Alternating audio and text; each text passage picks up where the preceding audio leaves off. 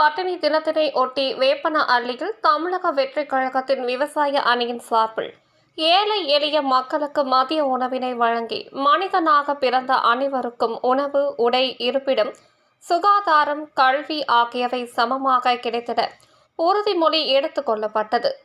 மக்கள் உணவு இன்றி தவிப்பதற்கு போர், உள்நாட்டு நெருக்கடிகள், பருவநிலை மாற்றம், இயற்கை பேரிடர், பெருந்தொற்று போன்ற பல்வேறு காரணங்களால் மக்களுக்கு போதிய உணவு கிடைப்பது இல்லை.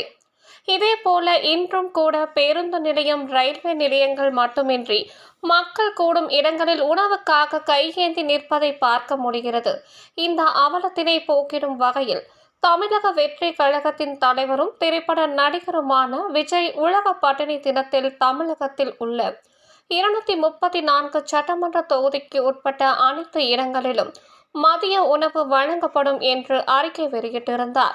இதன் அடிப்படையில் கிருஷ்ணகிரி மாவட்டம் வேப்பனஹள்ளி சட்டமன்ற தொகுதிக்கு உட்பட்ட வேப்பனஹள்ளி பேருந்து நிலையம் அருகில் தமிழக வெற்றி கழகத்தின் மேற்கு மாவட்ட விவசாய அணியின் சார்பில் ஏழை எளிய மக்களுக்கு மதிய உணவு வழங்கும் விழா நடைபெற்றது.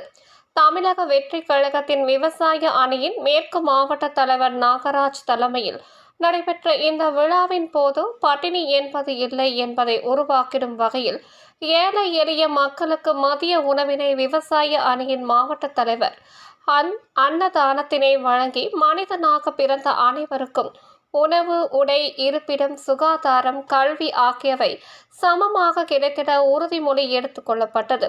இதுபோல ஓசூர், தளி, கிருஷ்ணகிரி, பர்கூர், ஊத்தங்கரை ஆகிய 6 சட்டமன்ற தொகுதிகளிலும் தமிழக வெற்றி கழகத்தின் சார்பில் ஏழை எளிய மக்களுக்கு மதிய உணவு இடைவிடாமல் வழங்கப்பட்டது.